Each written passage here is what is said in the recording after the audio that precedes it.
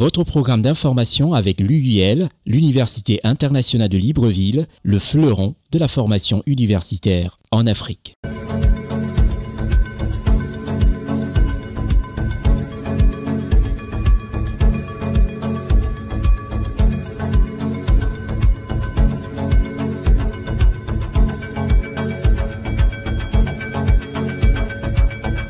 Merci de nous recevoir chez vous à cette émission hebdomadaire d'information politique qui nous conduira d'entrée de jeu en Afrique du Sud. Nous serons en Côte d'Ivoire, nous irons au Tchad, au Gabon, au Cameroun, en RDC, dans le pays du président Félix-Antoine Tshisekedi Tshilombo. Nous reviendrons au Congo, dans le pays du président Sassou Nguesso, et nous irons faire un tour en Guinée équatoriale pour dire simplement que cette émission vous permet d'avoir une synthèse générale du panafricanisme dans l'information vraie. À travers cette émission, quand vous regardez, le tourisme a une place. Une manière comme ça de vous permettre de connaître tous nos pays africains, tout ce beau visage que ces pays offrent à vous qui avez décidé de nous regarder et d'être présents sur votre petit écran. Je suis Constieka. À l'entame de cette émission, nous allons parler d'abord du Cameroun. Nous commençons par le Cameroun où un phénomène nous a marqué. Toute l'équipe de rédaction de CNN a décidé de faire un reportage sur ce phénomène qu'est l'albinisme. La journée internationale de l'albinisme est célébrée, comme tout le monde le sait, le 13 juin 2024. Les équipes de CNN se sont penchées sur ce phénomène du côté du Cameroun. Reportage Séverin Tchatchoua, Stéphane Nego, Eric Bikek, Raoul Sonkwe. Le 13 juin, c'est la journée internationale de la sensibilisation à l'albinisme. Cette journée est célébrée tous les 13 juin depuis 4 ans. Cette date commémore le jour où pour la première fois l'Organisation des Nations Unies a adopté sa première résolution historique sur l'albinisme. Une troisième résolution a proclamé le 13 juin, journée internationale de sensibilisation à l'albinisme, a été célébrée pour la première fois en 2015.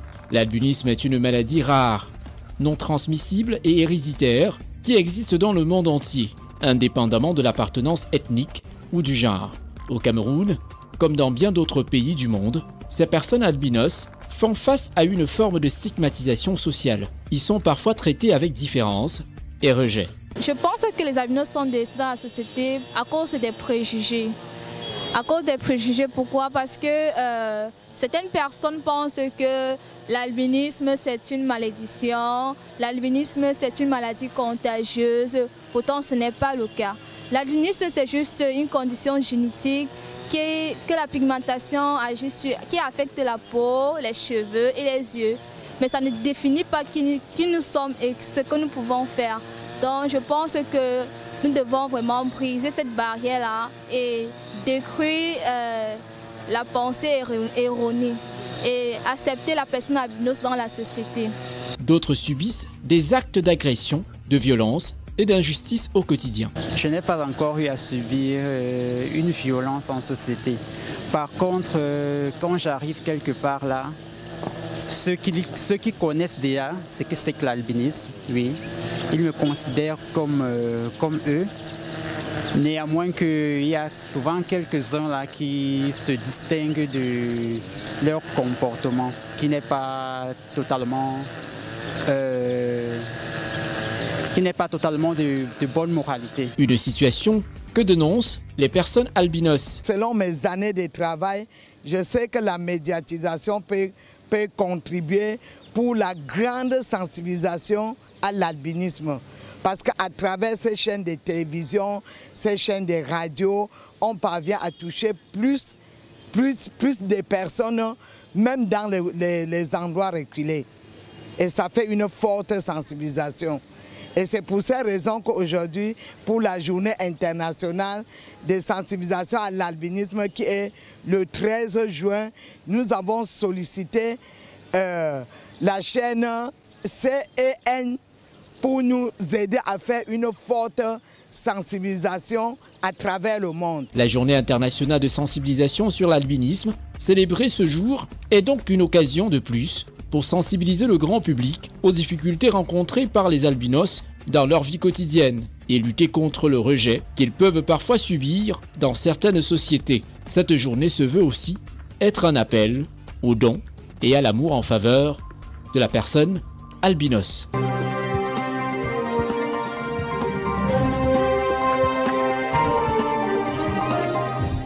Après le Cameroun, ce pays de paix, et ce pays qui est présidé par un homme de paix, un homme qui a réussi à concilier, surtout à préserver ce qui fait défaut dans de nombreux pays africains, à savoir la paix. Le président Paul Biya. Nous quittons le Cameroun pour la Côte d'Ivoire, ce pays qui, aujourd'hui, force le respect et l'admiration mondiale. Ce pays présidé par le président Alassane Ouattara. Son Excellence Alassane Ouattara s'est rendu en Suisse pour le premier sommet sur la paix en Ukraine. À ses côtés était présent le ministre directeur du cabinet présidentiel, M. Fidel Sarasoro, ainsi que Mme Masseri Touré-Koné, secrétaire générale de la présidence de la République. Ce voyage en Suisse n'a pas échappé à la caméra de notre reporter spécial, Ousmane Koulibaly, assisté en termes de cohésion de tournage par Lévite Elie Vaunan, avec bien sûr la post-production de Marcel Bassolet. Le président de la République de Côte d'Ivoire, son Excellence Alassane Ouattara, a quitté Abidjan le vendredi 14 juin 2024 pour le canton de Nidwald, en Suisse, en vue de prendre part au premier sommet sur la paix en Ukraine qui se tiendra les 15 et 16 juin 2024 à Birkenstock Resort. Répondant à l'invitation de la présidente de la Confédération suisse, Mme Viola Amherd, le sommet auquel le chef de l'État ivoirien, son Excellence Alassane Ouattara, va participer, vise à fournir une plateforme de dialogue sur les moyens de parvenir à une paix globale, juste et durable pour l'Ukraine, fondée sur le droit international et la Charte des Nations Unies. Plusieurs chefs d'État ont pris part à ce sommet, ouvert le samedi 15 juin 2024 en Suisse, à l'exception de la Russie et de la Chine. Le sommet suisse sur la paix réaffirme l'intégrité de l'Ukraine. La vaste majorité des pays réunis au premier sommet sur la paix en Ukraine ont réitéré leur soutien à l'indépendance et la souveraineté territoriale de l'Ukraine. Ils ont aussi reconnu que la Russie devra être partie prenante des discussions pour arriver à une paix durable et juste. Mais la question de comment et quand impliquer la Russie reste ouverte, a reconnu la présidente de la Confédération helvétique et hôte du sommet, Mme Viola Amherd. Environ 80 pays soutiennent la déclaration finale. Le Brésil, l'Inde, l'Arabie Saoudite notamment, n'en faisaient pas partie en début d'après-midi. Le texte réaffirme les principes de souveraineté, d'indépendance et d'intégrité territoriale de tous les États, y compris l'Ukraine. Il dénonce la militarisation de la sécurité alimentaire. Le président ukrainien a exprimé l'espoir de fédérer la communauté internationale autour d'une proposition de paix qu'il pourrait éventuellement présenter à Moscou. Le porte-parole du Kremlin, M. Dmitry Peskov, a estimé dimanche que l'Ukraine devrait réfléchir à la proposition du président russe, assurant qu'il ne s'agissait pas d'un ultimatum, mais d'une initiative de paix qui tient compte des réalités du terrain. Les discussions en Suisse se basent sur des points du plan de paix de Volodymyr Zelensky, présenté en fin 2022, qui font consensus sur les résolutions de l'ONU. En marge du sommet, le président de la République de Côte d'Ivoire, son Excellence Alassane Ouattara, a eu un entretien avec son homologue ukrainien, M. Volodymyr Zelensky, ainsi que plusieurs autres personnalités.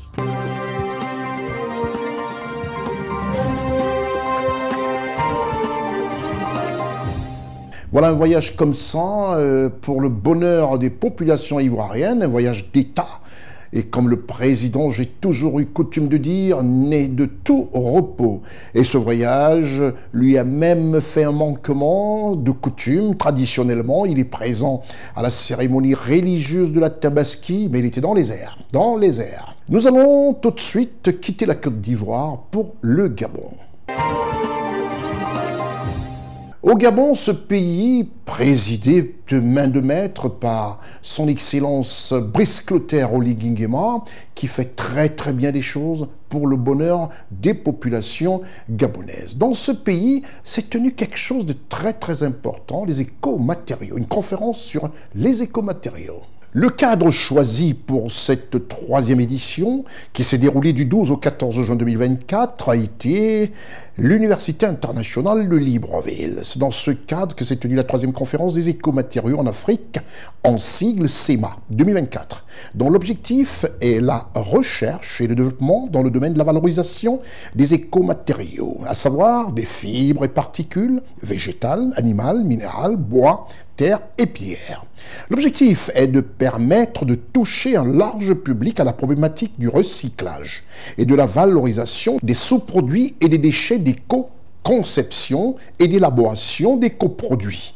En effet, outre leur efficacité énergétique, ces sous-produits ou déchets peuvent être une réelle source de revenus grâce aux apports de la science.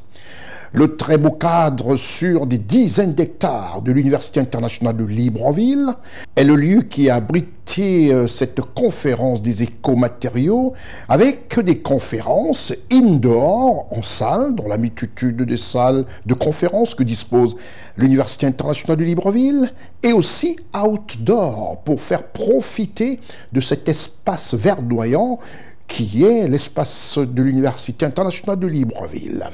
Un cocktail dînatoire a été offert à la fin de cette conférence à tous les conférenciers. Vivement la 4e édition de cette conférence des écomatériaux. L'UIL, notre partenaire officiel, est un univers exceptionnel qui peut abriter de nombreuses conférences universitaires et des conférences de tout genre d'ailleurs dans ce pays, le Gabon, un pays de paix, un pays aujourd'hui d'accueil et surtout un endroit où l'on sait désormais qu'on peut envoyer nos enfants sans crainte étudier et devenir des cadres dans nos sociétés professionnels. L'UIL, notre partenaire officiel. L'Université internationale de Libreville, reconnue d'utilité publique grâce à son partenariat avec l'État, est un établissement privé d'enseignement supérieur à vocation scientifique et technologique composé, entre autres, de l'École polytechnique de Libreville, de la Faculté de droit et des sciences politiques, de l'Institut international de recherche biomédicale et biotechnologie, de l'Institut supérieur de gestion et d'économie appliquée. Et sa toute nouvelle école de médecine et de pharmacie. Son ouverture sur le monde du fait de ses partenariats avec les prestigieuses universités et institutions internationales lui permettent de s'arrimer à plusieurs systèmes de formation et de délivrer des diplômes reconnus. DUT, licence, ingénieur, master recherche et professionnel, exécutive MBA, doctorat. Venez vous former à l'exécutive MBA de l'UQAM Canada au métier de l'économie, gestion, du droit et de la science politique de l'industrie médicale et pharmaceutique. Devenez technicien supérieur ou ingénieur à l'Université internationale de Libreville, le fleuron de la formation universitaire en Afrique.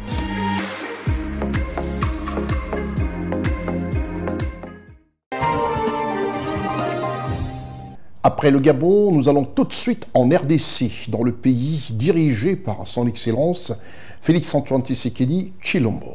En RDC, son Excellence le Président de la République, Félix-Antoine Tshisekedi Tshilombo, a célébré la Tabaski aux côtés de la communauté musulmane de son pays, la République démocratique du Congo.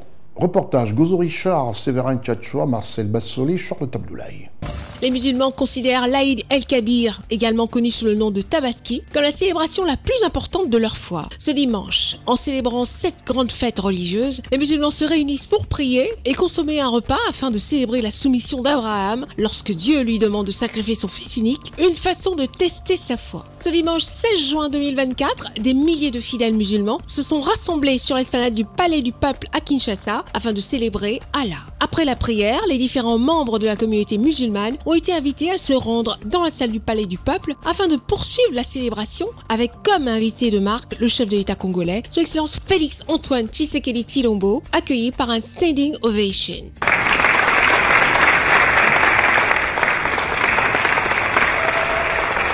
En s'exprimant à cette occasion, le président de la République du Congo, son Excellence Félix-Antoine Tshisekedi Tshilombo, a condamné la division au sein de l'islam en RDC, ainsi que toute autre forme de discrimination. Je voudrais par cet acte vous manifester toute l'importance que j'accorde à votre confession. Aujourd'hui, j'ai eu la tristesse d'apprendre par la bouche même de la ministre d'État ici présente que ces divisions sont revenues et elles se sont même encore accentuées. Je vous en prie, je vous en supplie, mettez fin à cette guerre fratricide et inutile. Entendez-vous? Et je suis prêt à vous recevoir tous les représentants de ces tendances qui seront conduits auprès de moi par la ministre d'État ici présente pour vous parler moi-même et obtenir de vous que vous organisiez finalement cette assemblée générale qui va permettre de dégager. Et tant que je serai président de ce pays, je n'accepterai jamais de discrimination dans les confessions religieuses.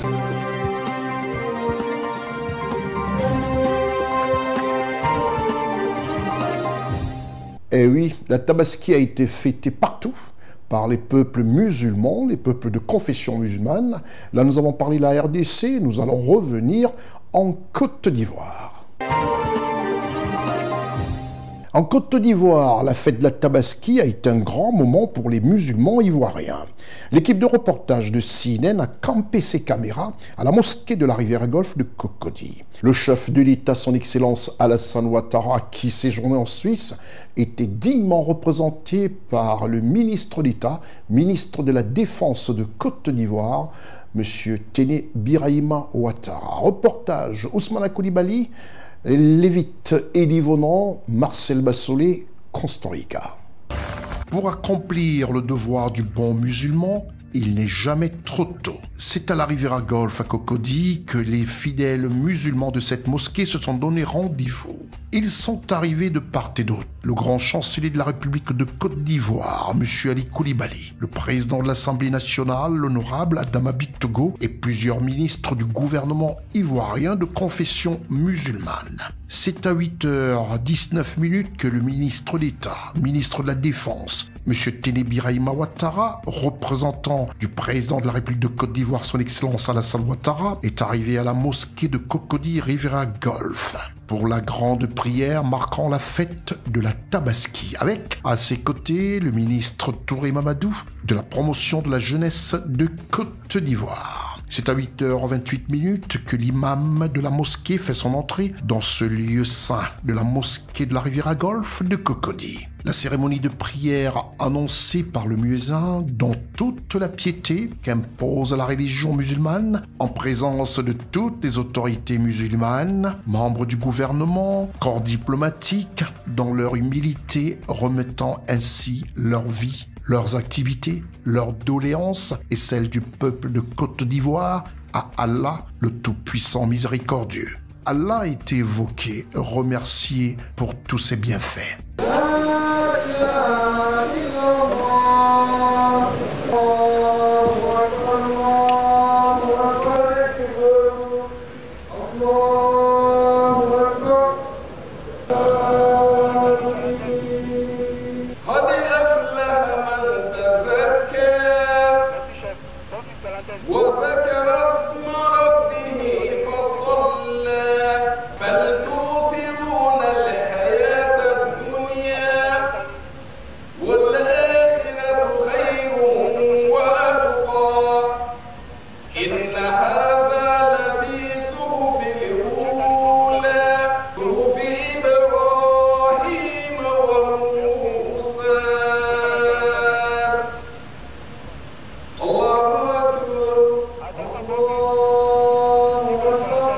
Ils étaient nombreux, les fidèles musulmans, occupant tout l'espace réservé de cette mosquée de la Riviera Golf de Cocody, parmi lesquels des enfants, des jeunes, tous implorant Allah pour ses grâces divines. Et au pupitre, l'imam Traoré de la Riviera Golf a imploré les bénédictions du miséricordieux avec foi et piété. La ilaha illallah. Allahu Akbar, Allahu Akbar. ولله الحمد. Chers frères, chers sœurs, louange à Allah subhanahu wa ta'ala, le Seigneur des mondes, le clément, le miséricordieux par essence et par excellence, maître du jour de la rétribution. Nous lui rendons grâce et les remercions de nous faire vivre ces mois sacrés. Je voudrais profiter de ces moments sacrés pour vous entretenir succinctement sur la foi et la piété en l'islam. Elles sont étroitement liées. La foi est la base, tandis que la piété est l'expression concrète de cette foi dans nos actions quotidiennes. Chers frères, chères sœurs, la foi et la croyance à Allah subhanahu wa ta'ala et en ses messagers. C'est un engagement profond du cœur envers la vérité de l'unicité d'Allah subhanahu wa ta'ala et à l'authenticité de la prophétie de Muhammad sallallahu alayhi wa sallam. La foi se manifeste par des actes de dévotion et la pratique des 5 piliers de l'islam, à savoir la profession de foi, la prière ou la salat, la zakat ou le monde légal, le jeûne du mois de Ramadan et le pèlerinage à la Mecque ou le Hajj pour ceux qui en ont les moyens. La foi se manifeste également par la recherche constante de la proximité d'Allah subhanahu wa ta'ala en posant des actes d'adoration par l'accomplissement des bonnes œuvres et en s'éloignant de ce que Allah subhanahu wa ta'ala déteste. À ce propos, Allah subhanahu wa ta'ala nous dit dans la sourate 49, verset 7, Allah vous a fait aimer la foi et il a embelli dans vos cœurs et vous a fait détester la mécréance, la perversité et la désobéissance. Ceux-là sont des bien guidés. Allahu Akbar, Allahu Akbar, Allahu Akbar.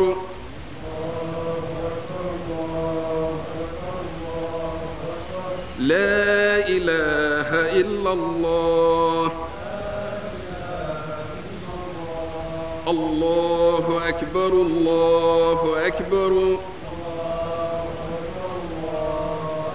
Walillahil hamd.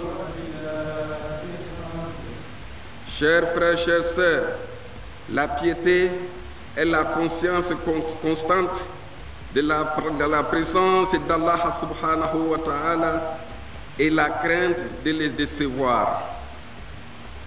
C'est un état d'esprit qui guide nos actions et nos choix. La piété se traduit par l'obéissance au commandement d'Allah subhanahu wa ta'ala et l'évitement des interdits. À la fin de cette cérémonie de prière, l'imam Traoré de la mosquée Riviera Golf de Cocody a remercié le ministre d'État, ministre de la Défense de Côte d'Ivoire, M. Téné Birahima Ouattara, représentant du président de la République de Côte d'Ivoire, son Excellence Alassane Ouattara, empêché indépendant de sa volonté par le sommet sur la paix en Ukraine qui, une fois terminé, il se trouvait dans le ciel entre l'Europe et l'Afrique avec son arrivée prévue à 16h le même dimanche 16 juin. Le ministre d'État, ministre de la Défense de Côte d'Ivoire, M. Téné Birahima Ouattara, s'est exprimé face à la presse nationale et internationale et au micro de CNN Télévision. C'est un immense honneur pour moi de représenter son Excellence Monsieur le Président de la République à la célébration de l'Aïd el-Kébir qui marque la fin du Hajj et bien entendu la commémoration du sacrifice d'Abraham. Nous avons prié tout à l'heure sous la conduite de l'imam Traoré et je voudrais féliciter particulièrement l'imam pour le bon déroulement de cette cérémonie. Nous avons prié pour nos dauphins, pour nos malades, bien sûr pour toute la population de Côte d'Ivoire. Comme vous le savez, la prière unie. Et je voudrais dire que l'Aïd el-Kébir a ceci de particulier, c'est que c'est un moment de partage pour tout le monde, pour toute la communauté musulmane et donc pour toutes les populations vivant en Côte d'Ivoire. Je voudrais remercier le COSIM avec à sa tête l'imam Diakité pour toutes les prières qui sont faites pour le bien-être des populations de Côte d'Ivoire. Je voudrais enfin, au nom de son Excellence le Président de la République, souhaiter bonne fête à tous et à toutes. Je vous remercie.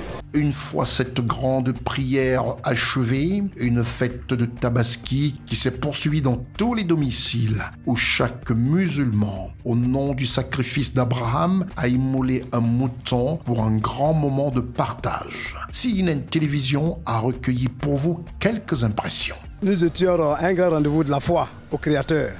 Donc il mérite d'être célébré dans toute sa dimension humaine comme spirituelle. Aujourd'hui, ce jour pour la Côte d'Ivoire doit inspirer la paix. Rien que la paix, pour le bonheur des Ivoiriens. Parce que la Côte doit être transformée grâce à une vision éclairée du président de la République. De ce que nous souhaitons que Allah puisse accorder encore une longue vie au président de la République Alassane Ouattara pour qu'il puisse continuer ses œuvres. Quand on vient louer Allah subhanahu wa ta'ala, est toujours bonne. Donc on ne fait que louer Dieu qui nous a permis d'être là ce jour. On souhaite à toute la population une bonne fête et que Dieu fasse que l'année prochaine encore on se retrouve dans ces mêmes conditions avec toujours à notre tête le chef de l'État bien-aimé, le président Alassane Ouattara, et que Dieu veille sur nous et que veille sur la population ivoirienne.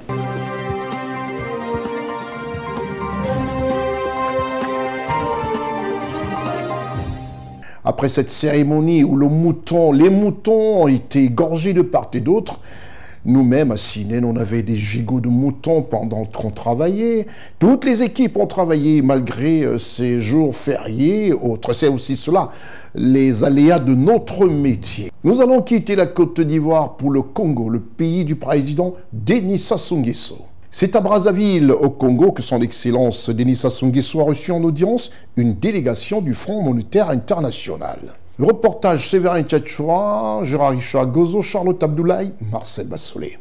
Le lundi 17 juin 2024, le président de la République congolaise, son Excellence Denis Sassou Nguesso, a reçu en audience M. Régis Nsondé, un cadre du FMI, qui vient de rejoindre les instances dirigeantes du FMI en tant qu'administrateur. Le président congolais, son Excellence Denis Sassou Nguesso, a reçu la nouvelle lors de l'audience qu'il a accordée à la délégation du Fonds monétaire international.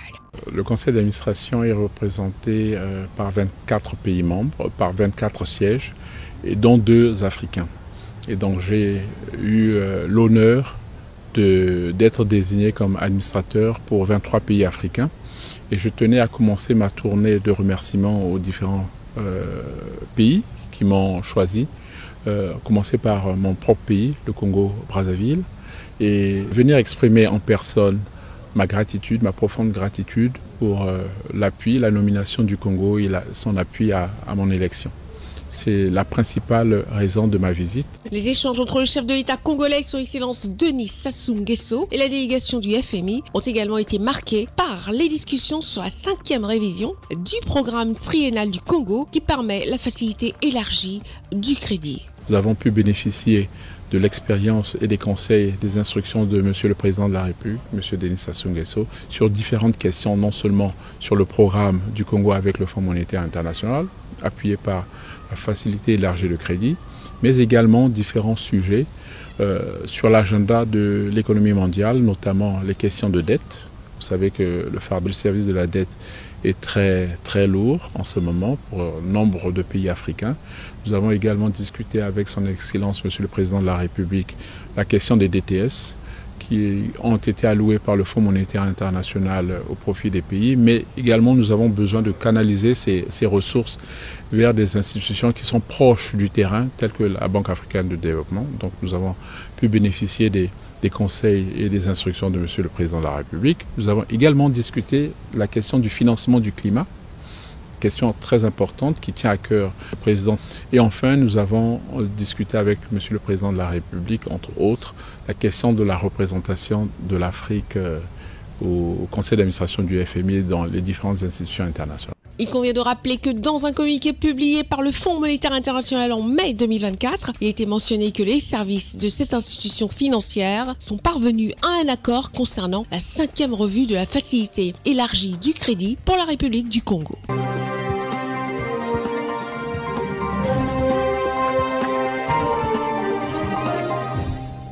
Après le Congo, nous faisons un tour dans ce pays d'expression espagnole, la Guinée équatoriale, le pays du président Théodore Nguema Obiang Bazogo. Ce pays a décidé de faire des choses à l'africaine, a décidé de ne plus accepter le diktat des Occidentaux, surtout espagnols. Le gouvernement équato-guinéen a décidé de dénoncer la diplomatie espagnole hostile au gouvernement de la Guinée équatoriale. Reportage Charlotte Abdoulaye, Gérard Richard Gozo, Séverin Tchatchoua, Marcel Bassolé. Le ministère des Affaires étrangères de la Guinée équatoriale a fait part de son rejet sur la proposition de loi en examen au Parlement du Royaume d'Espagne. L'État équato-guinéen dénonce un texte qui matérialise une diplomatie hostile entretenue par la partie populaire espagnole au pouvoir contre la Guinée équatoriale et son chef d'État, Son Excellence Teodoro Obiang Nguema Bazogo. Le gouvernement équato-guinéen a exigé de l'Espagne le respect de sa souveraineté nationale et de son intégrité territoriale. Il y a des pays amis qui nous aiment et d'autres qui nous harcèlent. Nous devons donc être unis car l'union sera la force. Avec cette force, nous pourrons défendre la nation. Dans ce projet de loi, le Parti populaire espagnol a demandé au gouvernement espagnol de condamner le régime du président de la République de Guinée équatoriale, Son Excellence Teodoro Obiang Nguema Bazogo, demandant des mesures coercitives contre les autorités équato-guinéennes. Le parti au pouvoir en Espagne a apporté son soutien à l'opposition équato-guinéenne. Selon le gouvernement équato-guinéen, l'opposition exerce librement ses droits dans tout le pays. Le pays ne se défend pas pour des raisons d'ambition personnelle. Au contraire, le pays doit être défendu au nom de tous ses habitants.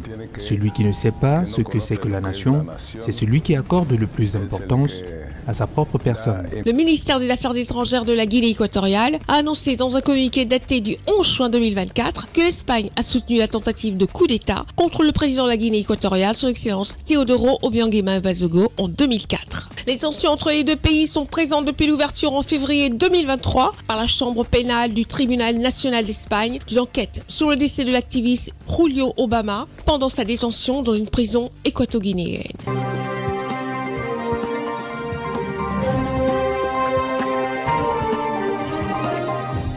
Après la Guinée équatoriale, retour au Congo-Brazzaville.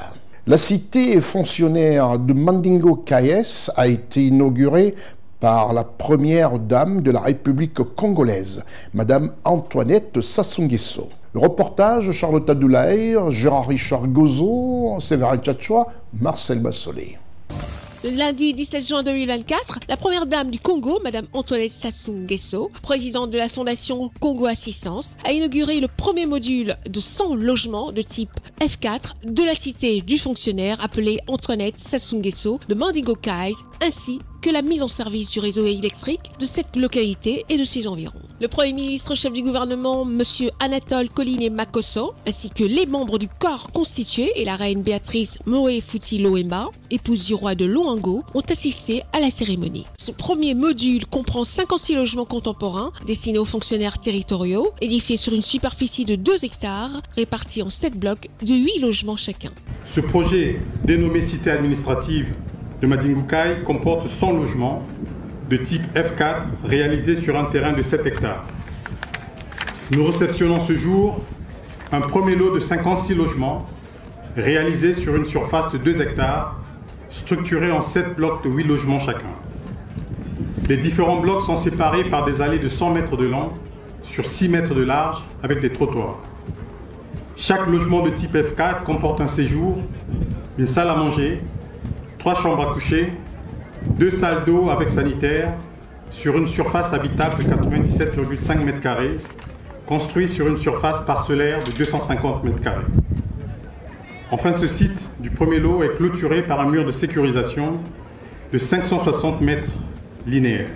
La BCH compte bien évidemment poursuivre son accompagnement en vue de l'achèvement des travaux du deuxième lot qui devrait débuter dans les tout prochains jours apportant ainsi sa contribution à la réalisation du 6e pilier du PND, cher à son Excellence, Monsieur le Président de la République. Cette cité administrative s'inscrit dans la concrétisation de la 11e bataille de l'action gouvernementale. Lors de son dernier discours sur l'état de la nation, devant le Parlement réuni en congrès, il instruit, d'une part, le gouvernement d'initier un programme de 20 000 logements, dont une phase pilote de 1 200 logements, à raison de 100 logements par département.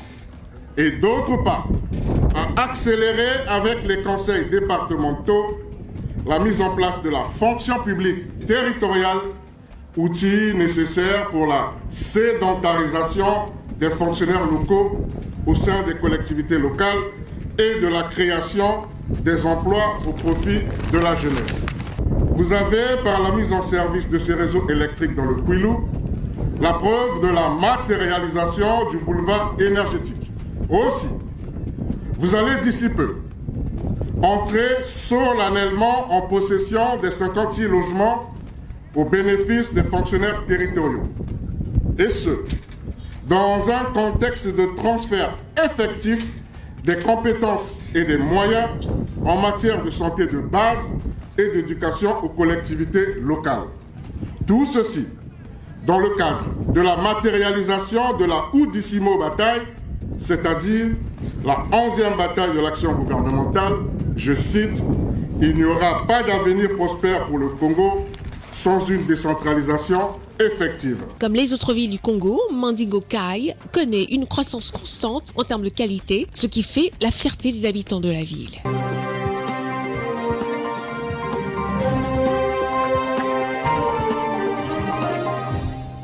On reste toujours en Afrique centrale et là nous allons parler du Tchad, le pays du président élu Mahamat Idriss Déby Itno. La réalité de la diminution des prix des carburants à la pompe est l'un des actes forts du Premier ministre nommé chef du gouvernement tchadien. Reportage Gozo Gérard Richard, Charlotte Abdoulaye, Séverin Tchatchoua et Marcel Bassolé. La diminution des prix des carburants à la pompe a officiellement été annoncée par le Premier ministre et chef du gouvernement, M. Alamaï Alina, lors de la présentation du programme politique de son gouvernement le 13 juin 2024. En affirmant son engagement envers le bien-être des Tchadiens et des Tchadiennes, le gouvernement s'engage à réduire le coût de la vie.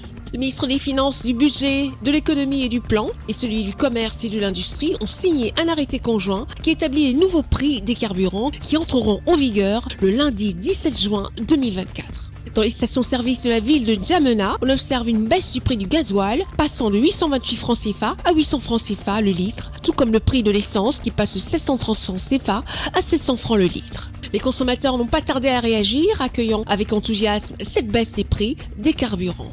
Un litre coûte cher, presque 750 francs. Bon, le Premier ministre a dit lundi ils vont diminuer, mais ils ont diminué les 30 francs. Donc 30 francs, ça nous arrange. Pourquoi? Parce que 30 francs, ça nous arrange, mais si ils ont réduit à 500 ou bien 450, c'est bon. Je viens de payer le carburant, ça a été réduit quand même. Mon Dieu, merci beaucoup, ça a été réduit. La mise en place de cette initiative gouvernementale représente un pas majeur vers la diminution du coût de la vie pour les Tchadiens et les Tchadiennes. Maintenant, l'attention est portée vers d'autres produits de première nécessité dont les prix ne cessent de faire des ravages sur les budgets des ménages.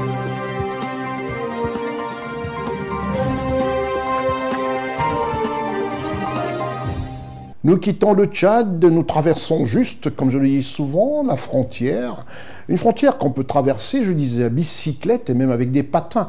Vous savez, pour vous qui nous regardez du côté de l'Occident, aux États-Unis et partout ailleurs, grâce à CNN TV et tous nos différents relais médias, sachez que les patins sont des bicyclettes traditionnelles faites en Afrique avec du bois. Parce que nous avons beaucoup de bois, nous sommes riches en bois, nous en Afrique.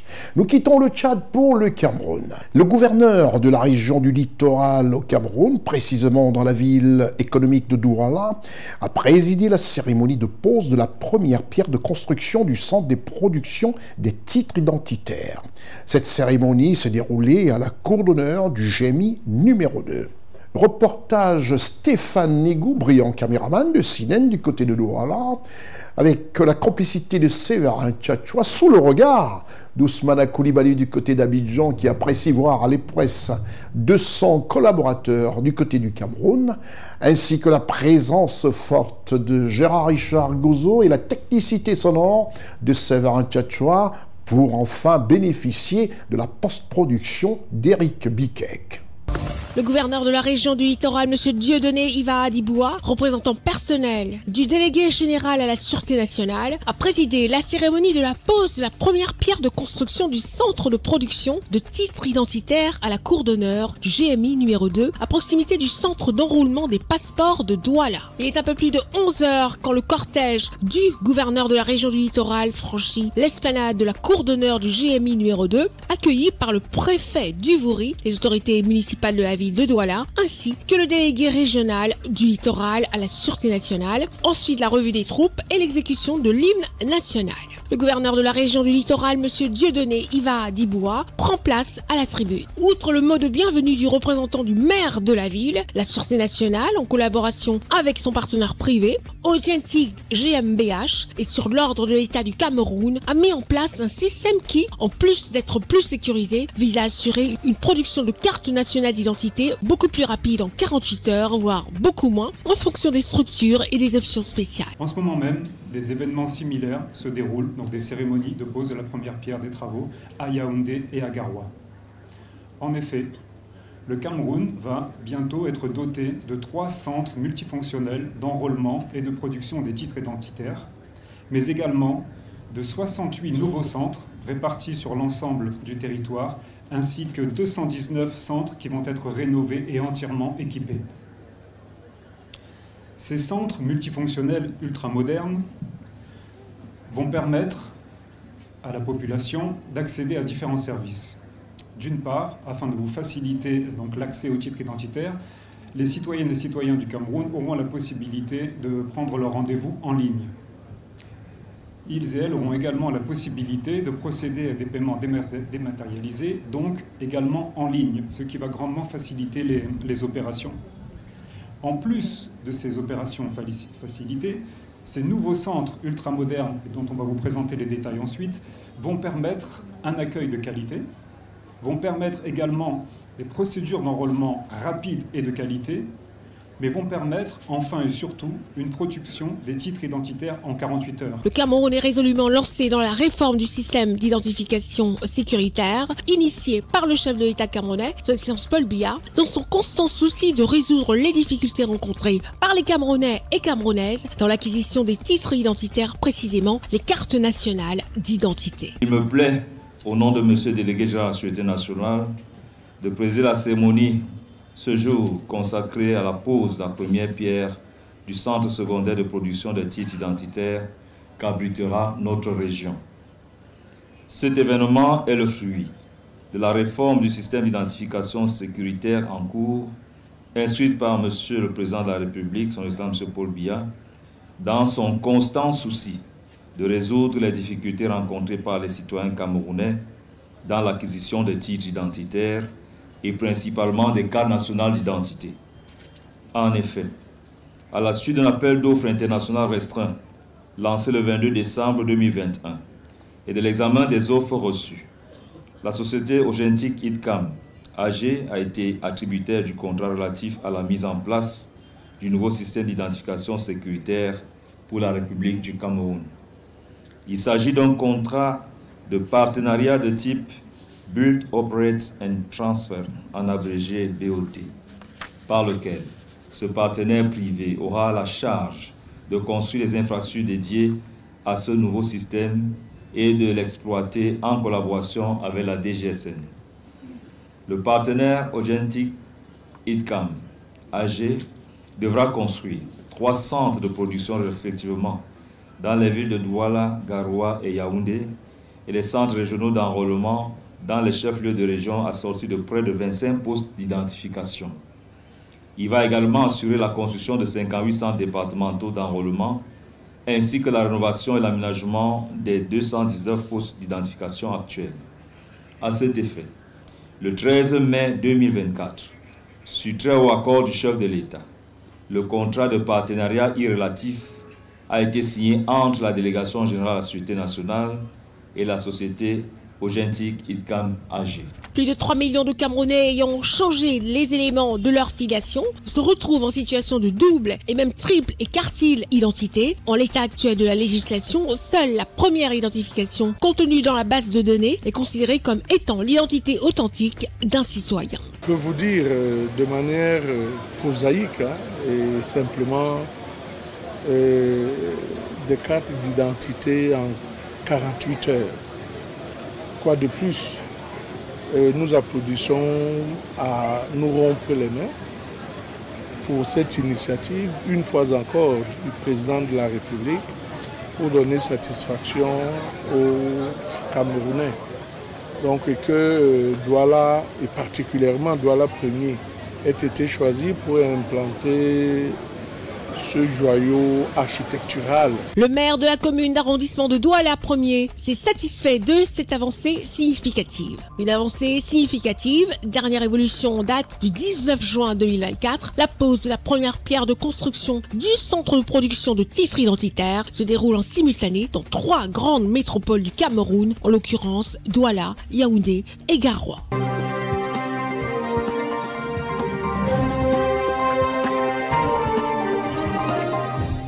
Nous quittons le Cameroun pour l'Afrique du Sud. L'Afrique du Sud, ce pays qui a désormais pris la tradition de respecter les engagements étatiques. En Afrique du Sud, parlons de la cérémonie d'investiture. Son Excellence Cyril Ramaphosa est investi président de la République sud-africaine pour un nouveau mandat de 5 ans. Étaient présents à cette cérémonie d'investiture une vingtaine de chefs d'État et la Côte d'Ivoire était dignement représentée au sommet de l'État par son Excellence M. Tiemoko Meret Kone, vice-président de la République de Côte d'Ivoire. Reportage Charlotte Abdoulaye, Richard Gozo, Marcel Bassolé. La cérémonie d'investiture du président sud-africain, son Excellence Cyril Ramaphosa, réélu pour un second mandat, mais ne disposant plus de majorité absolue au Parlement, a eu lieu le mercredi 19 juin 2024 à Union Buildings, le siège du gouvernement sud-africain situé au centre-ville de Pretoria. Une vingtaine de chefs d'État et de gouvernement ont fait le déplacement sur Pretoria. Le roi des Zoulous, plus grande ethnie nationale, était présent, ainsi que l'ex-président sud-africain Thabo Mbeki. La veuve du premier président noir du pays, Nelson Mandela, Graça Machel, et celle du dernier président blanc, Frédéric de Klerk, Elita Jordia. À 71 ans, le chef de l'État sud-africain, son Excellence Cyril Ramaphosa, a été reconduit par le Parlement, mais lors des législatives du 29 mai 2024, le Congrès national africain, l'ANC, au pouvoir depuis la fin de l'apartheid, a perdu pour la première fois sa majorité absolue au Parlement en n'obtenant que 40% des voix. Le début de la cérémonie est marqué par l'arrivée solennelle de son Excellence Cyril Ramaphosa, vêtu d'un costume sombre, gravit les marches de l'Union Building, recouverte d'un tapis rouge, donnant la main de la première dame sous les ovations de l'assistance. Le chef de l'État sud-africain, son Excellence Cyril Ramaphosa, a prêté serment devant la Cour constitutionnelle, qui est la plus haute juridiction en Afrique du Sud, les membres du Parlement, ainsi que les rois des différentes ethnies d'Afrique du Sud. La prestation de serment a été conclue par 21 coups de canon et l'hymne national a retenti pendant qu'une patrouille de l'armée de l'air sud-africaine se déployait dans le ciel de Pretoria. 30 ans de démocratie, de partenariat et de croissance depuis l'abolition de l'apartheid. Le président sud-africain, son Excellence Cyril Ramaphosa, a appelé à l'unité, à la cohésion nationale du peuple sud-africain lors de son discours d'investiture.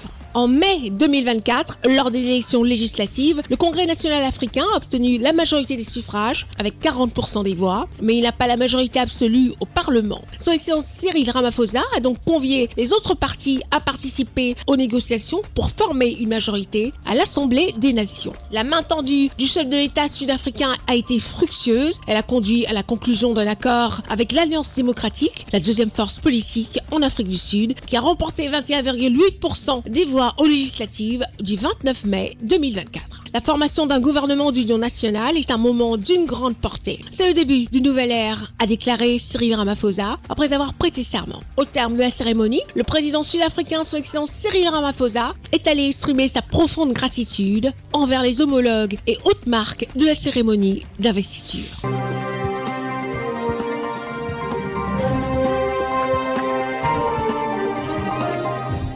Nous quittons l'Afrique du Sud pour la Côte d'Ivoire, dans toute la dignité, dans toute l'humilité qui représente cette grande dame qui n'est autre que la grande chancelière honoraire. La raison, elle est précise.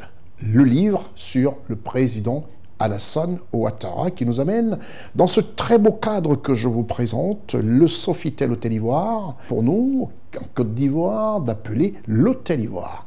C'est ce cadre choisi, ce bel espace en plein cœur du quartier résidentiel de Cocody que cette présentation du livre est choisie. La cérémonie de présentation officielle du livre Hommage au président de la République Alassane Ouattara par le professeur Henriette Dagri-Diabaté, grande chancelière honoraire de la République de Côte d'Ivoire. Malgré le temps très pluvieux en Côte d'Ivoire, il a pris ses clics et ses claques avec son assistant.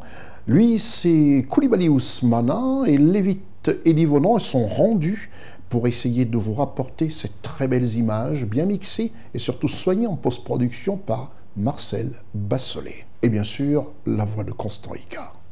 Le jeudi 20 juin 2024 reste gravé dans les mémoires de la reconnaissance du meilleur pour cette cérémonie de présentation de l'ouvrage Alassane Ouattara par le professeur Henri Dagri-Diabaté qui signe là les 50 ans de compagnonnage. Ils étaient nombreux, venus de toutes les régions de Côte d'Ivoire et de toutes les couches sociales et tous tenaient à assister à ce moment unique qui atteste une profonde reconnaissance et gratitude du professeur Henriette Dagri-Diabaté, grande chancelière honoraire, au président de la République de Côte d'Ivoire, son Excellence Alassane Ouattara, et réciproquement, les amis, les membres du gouvernement, le corps diplomatique accrédité en Côte d'Ivoire, les chefs traditionnels, amis et proches, présidents de grandes institutions, dont le Conseil constitutionnel, le grand médiateur de la République de Côte d'Ivoire, le grand chancelier, le ministre d'État, ministre de la Défense de la République de Côte d'Ivoire, le Premier ministre, chef du gouvernement. C'est à 16h35 que la grande chancelière honoraire, auteur de l'ouvrage qui sera présenté, arrive au palais des congrès de l'Hôtel Ivoire d'Abidjan. Le Premier ministre, M. Robert Begré-Mambé, le président de l'Assemblée nationale, l'honorable Adama Bictogo, et le représentant du président de la République de Côte d'Ivoire, M. Koni Kafana, scrute depuis le perron du Palais des Congrès le cortège présidentiel qui pointe à l'horizon avec à son bord son Excellence Alassane Ouattara qui arrive à 16h40 avec à ses côtés la première dame de la République de Côte d'Ivoire, Madame Dominique Ouattara. Tous deux accueillis par ce trio politique des collaborateurs du chef de l'État et du président de l'Assemblée nationale de la République de Côte d'Ivoire. Alors que le couple présidentiel fait son entrée dans cette salle du Palais des Congrès de l'Hôtel Ivoire, salle dans laquelle se déroulera dans un instant la cérémonie de dédicace et de présentation de l'ouvrage du professeur Henriette Dagri-Diabaté, sur les écrans géants, des photos souvenirs sont diffusées devant ce beau parterre pour ce moment qui s'annonce plein d'émotions. Sur l'estrade, place au récital artistique, un moment émouvant. 50 ans de compagnonnage, difficile, pénible, marche sur le chemin de ce que Dieu seul connaît suffit. Ce n'est pas parce que les choses sont difficiles qu'ils n'ont pas osé. Ils savent que s'ils n'osent pas, les choses deviendraient difficiles. Mais ils sont des moments où vous avez envie de dire Allah, nananaï, Allah l'Éternel.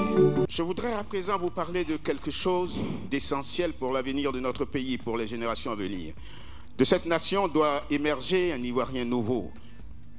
Un Ivoirien nouveau qui contribuera à faire de la Côte d'Ivoire un pays dont nous serons fiers. Une Côte d'Ivoire qui offre à chacun de ses filles, à chacun de ses fils, un avenir rayonnant.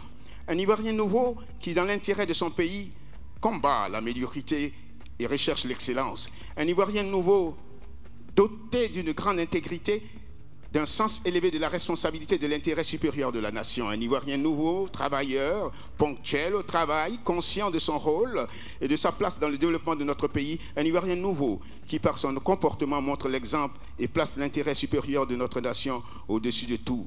Je m'engage à tracer les sillons de cet Ivoirien nouveau. Alassane Ouattara s'engage à tracer les sillons de cet Ivoirien nouveau, pas moi.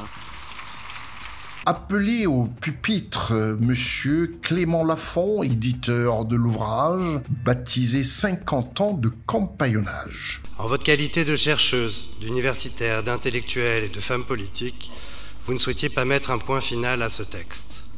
Et pourtant, nous sommes heureux que vous l'ayez fait. Nous garderons en mémoire vos scrupules et cette question qui ne vous a jamais quitté. Qui mon récit va-t-il intéresser ?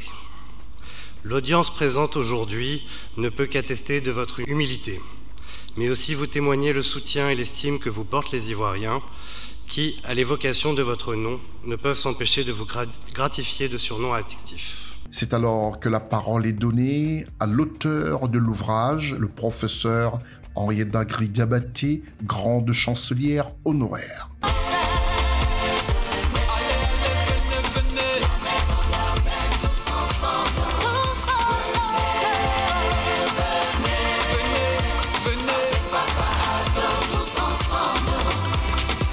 Papa Ado, homme de paix, homme de grandeur, homme de valeur. Je voudrais vous féliciter, Président, pour le beau visage que vous êtes en train de donner à la Côte d'Ivoire. Je peux affirmer en toute sérénité que j'ai eu raison de vous accompagner, de croire en votre grande vision pour notre pays, la Côte d'Ivoire.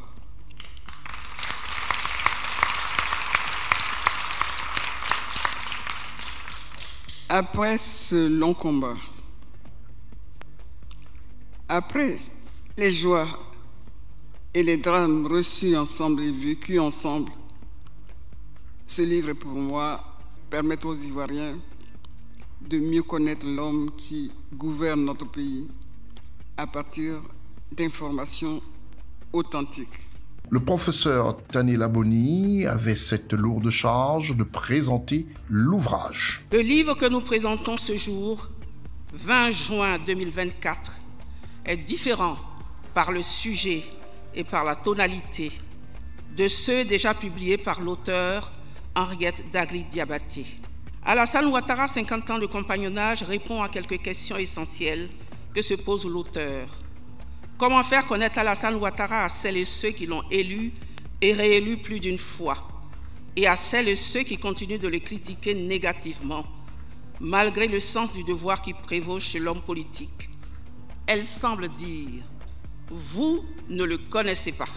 C'est alors que sur fond de musique, de circonstances, la présidente du Sénat, Mme Kandia Camara, a prononcé une allocution. Papa Ado, tu as... Le professeur Henriette Dagri-Diabaté, celle que nous appelons affectueusement Tanti Jolie, m'a appelé pour me demander de dire un mot à la cérémonie de présentation de son ouvrage. J'étais à la fois ému et perplexe. Ému pour l'honneur que cette grande dame de la nation fait à ma modeste personne, mais perplexe car je me posais des questions. Que vais-je dire de mieux, de plus beau et de plus grand sur cette dame de dimension plurielle, connue aussi bien sur le plan national qu'international, qui n'a été déjà dit.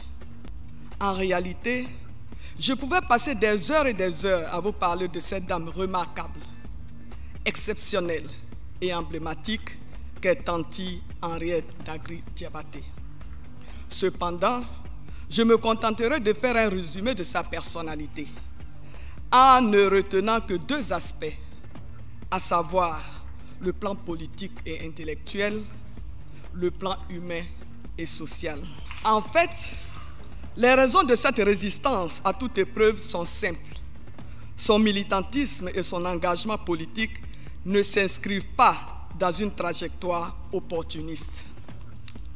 Elle s'est résolument engagée pour un pays démocratique, pour une cause plus juste et plus égalitaire, auprès de l'homme de vision et de conviction qu'est Alassane Ouattara.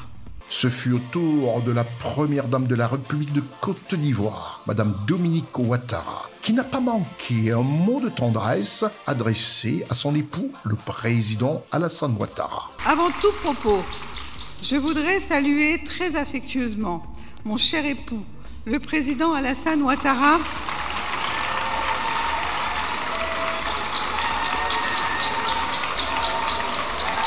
mes salutations vont tout particulièrement à Madame Kandia Camara, présidente du Sénat,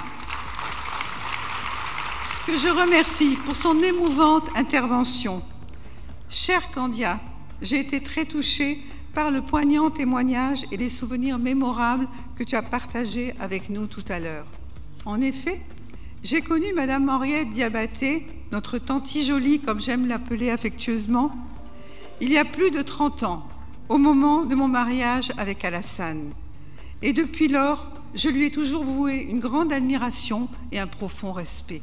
Malgré le poids de l'âge, et fidèle à ses engagements politiques, sa gratitude, son attachement aux idéaux de son combat politique, elle a tenu, par sa plume, à faire cette dédicace. Madame le professeur Henriette Dagui-Diabaté, grande chancelière honoraire, a procédé à la dédicace de l'ouvrage avec en premier au chef de l'État, Alassane Ouattara, président de la République de Côte d'Ivoire. Ensuite, à son épouse, Madame la première dame de la République de Côte d'Ivoire, Dominique Ouattara, et suivra le président de l'Assemblée nationale, le Premier ministre et le public. C'est aux environs de 19h que le couple présidentiel est reparti. Je dirais que toute chose a son temps.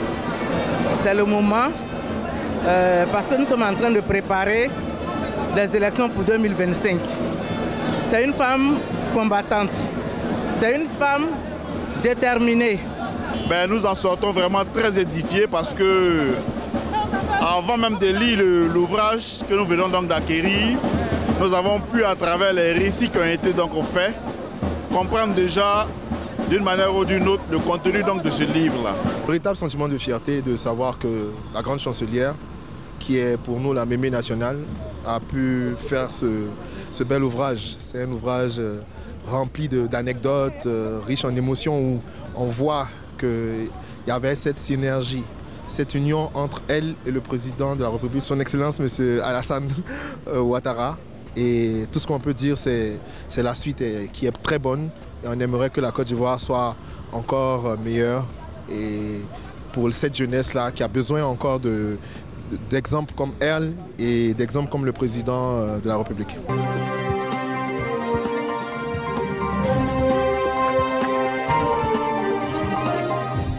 Nous restons toujours en Côte d'Ivoire. Tout bouge, et ça bouge énormément.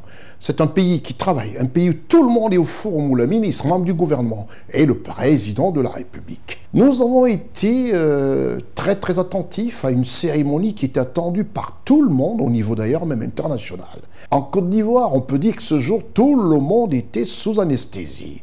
C'était le 18 juin, et nous allons vous proposer, à notre manière, notre grand format.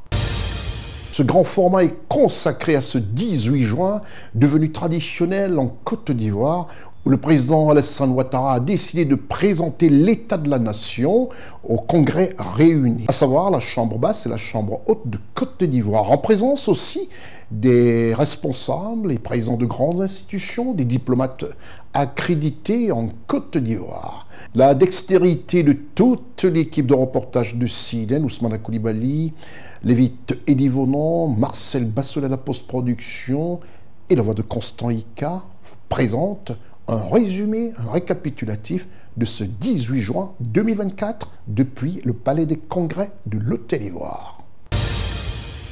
L'esplanade du Palais des Congrès de l'Hôtel Ivoire d'Abidjan était aux couleurs d'une cérémonie d'État. Sécurité. Tout a été mis en place dans la pure tradition républicaine des grands jours. La Chambre haute et la Chambre basse de Côte d'Ivoire réunies le 18 juin 2024 pour une circonstance majeure. Le chef de l'État, Alassane Ouattara, président de la République de Côte d'Ivoire, s'adresse à la nation ivoirienne face aux honorables députés de l'Assemblée nationale, aux vénérables sénateurs du Sénat ivoirien et aux membres du gouvernement et institutions internationales, sans oublier le corps diplomatique accrédité en Côte d'Ivoire. Il est exactement 10h45 lorsque le couple présidentiel, son Excellence Alassane Ouattara et Madame Dominique Ouattara, accueillis par son Excellence Thiemo Komele Kone, vice-président de la République de Côte d'Ivoire, Premier ministre Robert Begré Mambé, et dans le sas par l'honorable Adama Bittogo, président de l'Assemblée nationale, la vénérable Kandia Camara, président du Sénat. Le président de la République Alassane Ouattara fera son entrée très détendue avant de prendre place sur l'esplanade du Palais des Congrès. L'ouverture de la séance se fait par le président de l'Assemblée nationale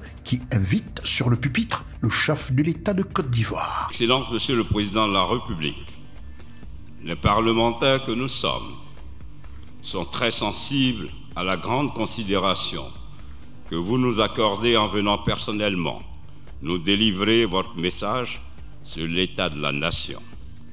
Excellence, Monsieur le Président de la République, je voudrais très respectueusement vous inviter à la tribune pour livrer aux représentants du peuple votre message sur l'état de la nation.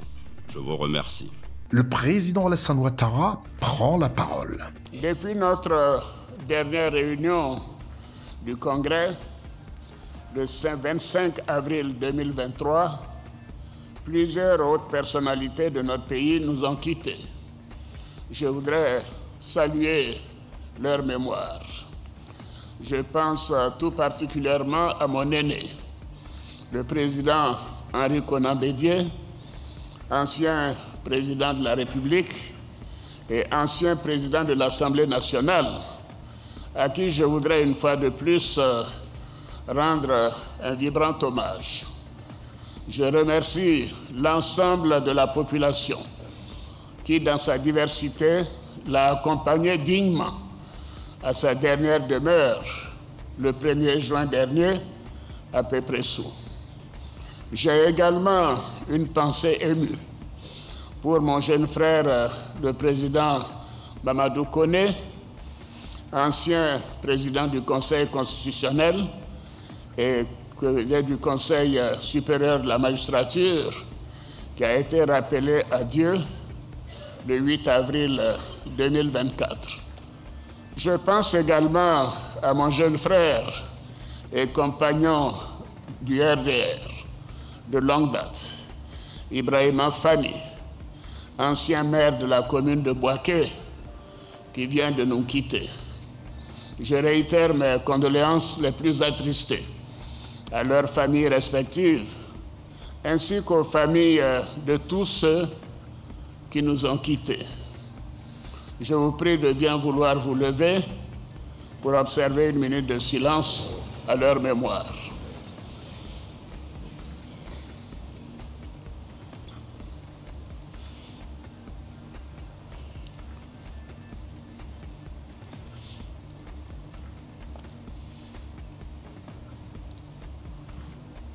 Je vous remercie. Le président Alassane Ouattara a réaffirmé son engagement à poursuivre l'amélioration des conditions de vie de ses concitoyens, pilier de tout développement, a-t-il dit devant le Parlement réuni en congrès et en présence des membres du gouvernement, du corps diplomatique et des présidents d'institutions nationales et internationales. Je tiens à vous rassurer que votre bien-être reste la préoccupation essentielle de mon action.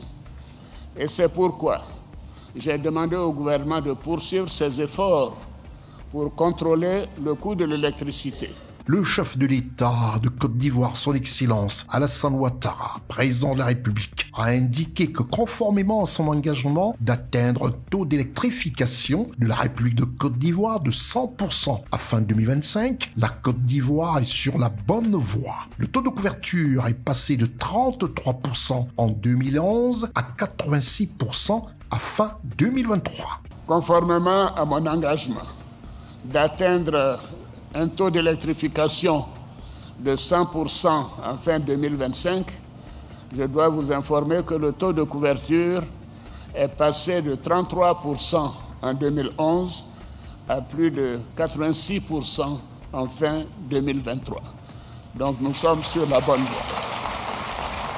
En matière d'eau potable essentielle dans la vie humaine, le taux de couverture en hydraulique urbaine est estimé à 78%. S'agissant de l'approvisionnement en eau potable, là nous faisons moins bien. Le taux de couverture en hydraulique urbaine est maintenant seulement à 78% et nous ferons beaucoup pour que cela s'améliore le plus rapidement possible, surtout dans la région de l'ouest du pays. Dans le secteur santé, 72% des populations ont accès à un centre de santé à moins de 5 km à fin 2023. Notre politique de gratuité ciblée a aussi contribué à une réduction importante de la mortalité maternelle et infantile et à la lutte contre le paludisme. Je dois ajouter que nous avons lancé une politique très volontariste de construction d'infrastructures sanitaires avec des plateaux techniques modernes pour une prise en charge efficiente des patients. Ainsi, le programme hospitalier qui se poursuit a permis de doter toutes les grandes régions du pays d'infrastructures de qualité.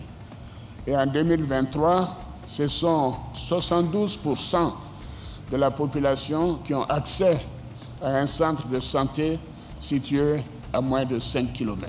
Le programme jeunesse du gouvernement sur la période 2023-2025 a permis d'adopter une réponse concrète aux problèmes de la jeunesse. L'école de la deuxième chance et les centres de services civiques ont contribué à l'insertion professionnelle des jeunes. Les programmes mis en place pour encadrer les jeunes à l'insertion sont désormais mieux alignés avec les besoins des entreprises.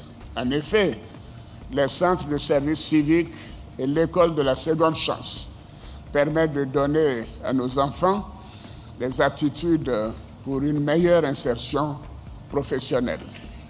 Le gouvernement a aussi procédé à la réforme de l'enseignement technique et la formation professionnelle. Avec la mise en place du programme jeunesse du gouvernement sur la période 2023-2025, pour un montant de 1118 milliards de francs CFA, nous apportons des réponses concrètes aux problèmes de la jeunesse en matière d'insertion professionnelle, de formation, de sensibilisation, d'amélioration des conditions d'études et d'accès au financement. Et j'ai suivi récemment une déclaration du ministre Mamadou Touré qui donnait les détails de ce programme à la télévision. Toutes mes félicitations, jeune Touré. Nous continuerons de renforcer nos actions pour que nos jeunes qui sont l'avenir de notre pays contribuent à son développement à la hauteur de leur énorme potentiel. Une nouvelle ère a commencé avec une jeunesse au travail, une jeunesse innovante et une jeunesse qui incarne l'Ivoirien nouveau qui m'est très cher. S'agissant de l'autonomisation des femmes, le FACSI a mis 80 milliards de francs CFA à la disposition de 400 000 femmes de Côte d'Ivoire pour le financement de leurs activités. S'agissant de l'autonomisation des femmes, les initiatives en vue de créer des activités génératrices de revenus pour nos sœurs et nos filles demeurent notre priorité. N'est-ce pas, Madame la Première Dame? Dans ce cadre, le Fonds d'appui aux femmes de Côte d'Ivoire, le FAFSI, initié et mis en œuvre par la Première Dame, mais le président aussi a eu quelque chose à voir dans ça, a permis de mettre des crédits de 80 milliards de francs CFA à la disposition de 400 000 femmes de Côte d'Ivoire. Bravo à Madame la Première Dame. L'état de la nation ainsi fait, le président de l'Assemblée nationale, l'honorable Adama Bitogo, a levé la séance. CNN, la télévision autrement, depuis le Palais des Congrès de l'Hôtel-Ivoire, a recueilli pour vous quelques impressions. Vraiment, je voudrais féliciter le président de la République. Et avec le bilan qui a été fait, ça nous a permis de voir les réalisations qui ont été faites en Côte d'Ivoire en termes de développement. Moi, je retiens que le taux de couverture dans l'électrification, il a parlé de 83%. Aujourd'hui, 72% de la population est à moins de 5 km d'un centre de santé. Ce sont des acquis qui sont vraiment importants et on a besoin de le savoir parce que ce n'est pas évident et c'est ça aussi le bien-être des populations. Et vraiment, ce bilan est le bienvenu et ça nous a permis de situer le développement de la Côte d'Ivoire et d'être fiers de notre pays, la Côte d'Ivoire, et je suis vraiment fier. Beaucoup d'émotions pour ce grand discours. Le président d'abord a mis fin au débat parce que de spéculation, de on dit, avons entendu. Mais le président fait un discours de paix, un discours de rassemblement, un discours de cohésion, un discours évidemment où il appelle tous les Ivoiriens à l'humilité, à la solidarité, à l'union. Nous, on n'est pas satisfaits et on sait que le travail continue parce que ce monsieur-là est une chance pour la Côte d'Ivoire. Je pense que le président a fait un très bon discours. Il a pris vraiment le temps pour dire à la nation quel est l'état réel du pays. Sur les inquiétudes que certains ont en ce qui concerne les questions d'endettement, sur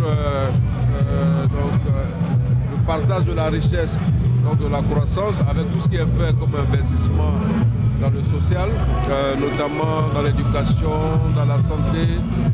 Il a décliné un peu tout ce que nous sommes en train de faire au niveau du gouvernement sous la direction du Premier ministre en ce qui concerne l'autosuffisance alimentaire, en ce qui concerne la cherté de la vie. Le président a vraiment fait tout le tour de la question. Cet exercice est désormais annuel. Il permet au chef de l'État, au président de la République, de faire l'état de la marche de notre pays. Et je pense que ce qui ressort principalement, c'est que le pays va bien.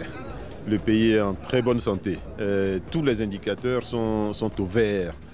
Et le président en a profité pour passer des messages particuliers qui encouragent tel ou tel acteur gouvernemental, mais en même temps qui mettent en évidence en réalité les points sur lesquels il souhaite que les choses aillent plus fortement ou plus vite. C'est du classique. Le président, chaque année, doit s'adresser à la nation devant le Parlement réuni en congrès. Il a respecté cette tradition et en principe, c'est un cadre pour faire le bilan de son action.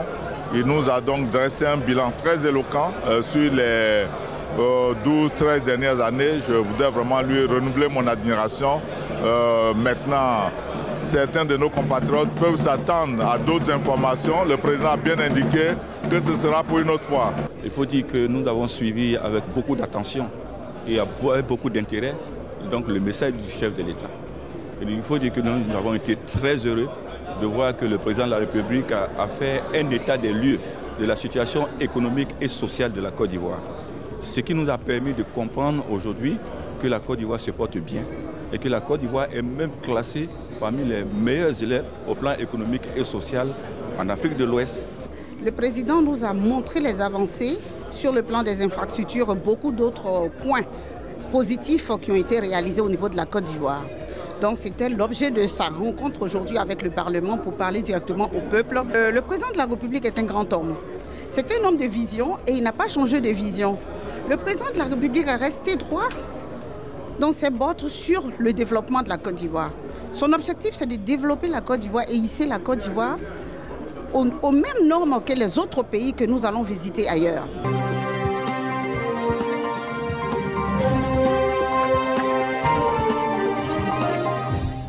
Tout en vous remerciant de rester fidèle à notre programme diffusé sur votre petit écran, n'oubliez pas toutes les rediffusions sur www.cnntv.ci et en replay sur www.ciwebinfo.net.